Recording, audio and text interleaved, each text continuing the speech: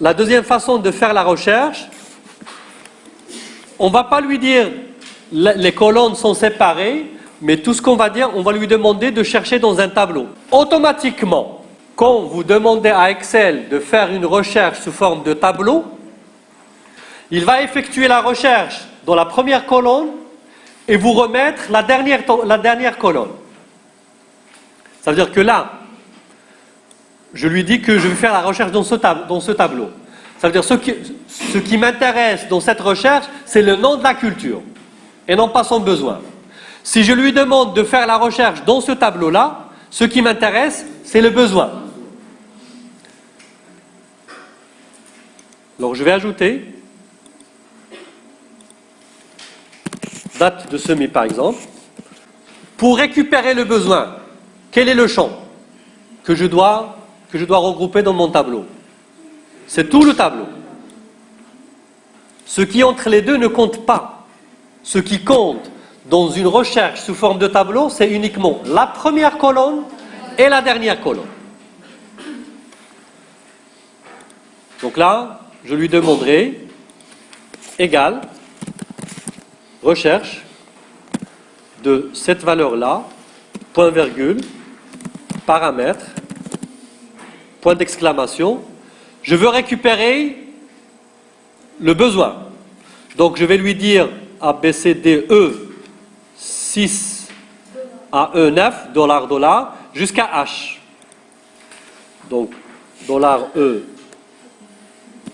$6, jusqu'à $E, $9. Deuxième paramètre, deux points.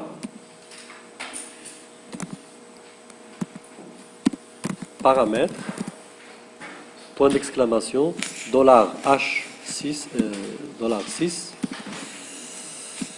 $6.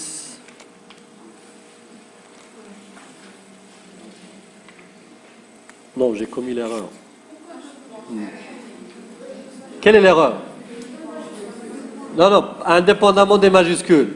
Je suis en train de lui donner deux champs successifs. Alors que le champ là, le champ, il va aller de cette adresse-là, liée E6, jusqu'à H9. Donc, égal, recherche de cette quantité, point virgule, paramètre, point d'exclamation, $E, $6, deux points, paramètre, pas besoin, deux points, $H, $9.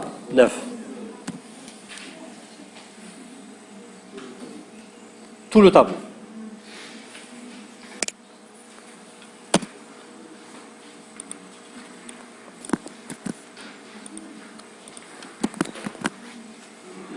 Ou bien, je peux utiliser les noms de champs. Je vais nommer ce champ-là tableau code besoin. Et là, tout simplement, je lui dirai que je veux faire la recherche dans le tableau de code et besoin. Et il va prendre ça. Je construis un autre champ qui est là. Tableau code nom. Un autre champ qui va de là à là, que j'appellerai tableau code date. Et donc, là, je lui demande recherche de cette quantité. D'abord, qu'est-ce que je cherche? Où est-ce que je vais le chercher? Dans le tableau code nom. Et il me récupère pomme de terre, etc. Si je veux récupérer la date, je vais lui dire recherche. Toujours, c'est ça ce que je cherche, dans le tableau code date.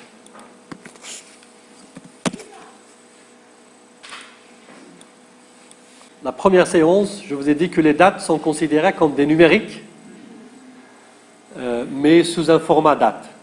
Parce que les dates en mémoire, quel que soit le logiciel, elles sont enregistrées en nombre de jours. Ce que je dois faire, c'est tout simplement de changer le format.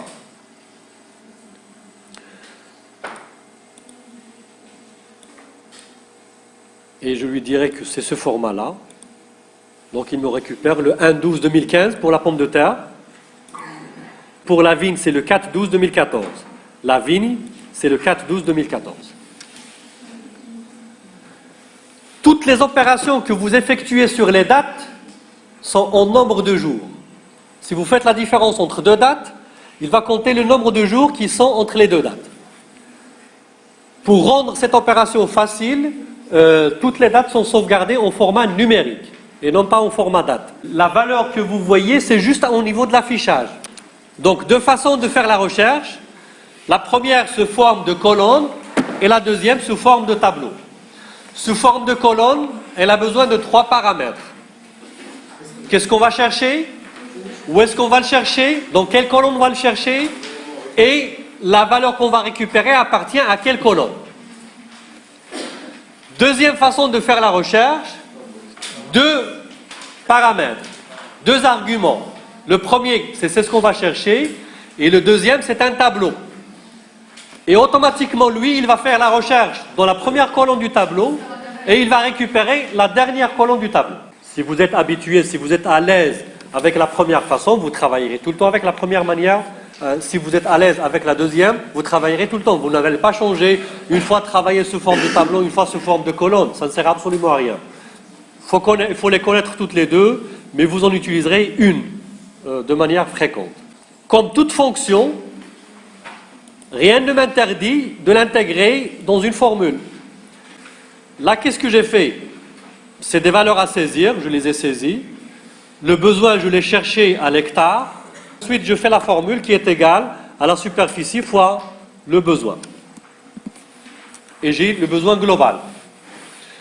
Rien ne m'interdit de mettre là, c'est la superficie multipliée par recherche de la pomme de terre, point virgule, dans le tableau de code besoin. J'intègre la recherche dans la formule. Je peux également intégrer la recherche dans un si.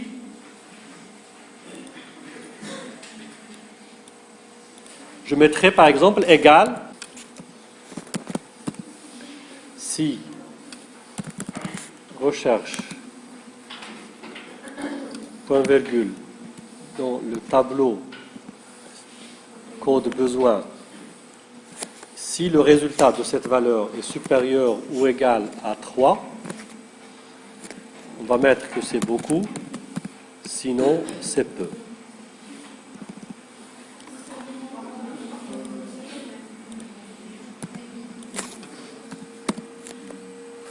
C'est beaucoup parce que c'est 3,75. Et là, c'est peu, c'est beaucoup, c'est peu, etc., etc. Bon, l'objet de cette, de cette fonction-là, ou de cette condition, c'est juste pour vous montrer qu'il y a moyen de mettre une recherche à l'intérieur d'une condition, ou là une condition à l'intérieur de recherche, il y a moyen de combiner les fonctions si jamais c'est nécessaire.